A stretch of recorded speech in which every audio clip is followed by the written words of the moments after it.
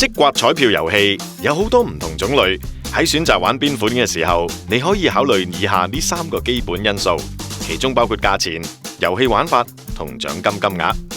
如果你係根據價錢嚟選擇遊戲，有啲可能係2蚊，有啲可能就要50蚊。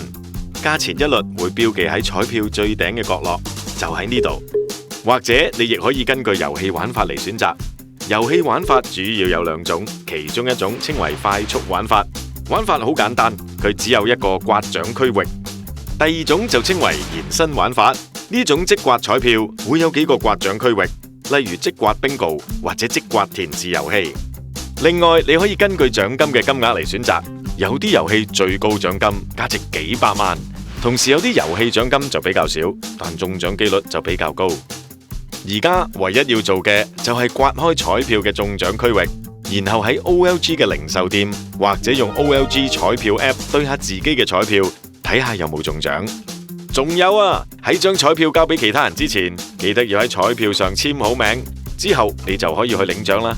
但係千祈唔好拖得太耐啊！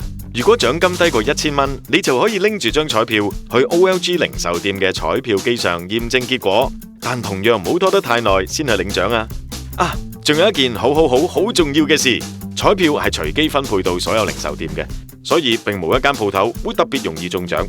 就算你買多啲彩票，都唔會提高中獎機率㗎。介紹就到呢度啦，而家相信大家都準備好明智投注啦。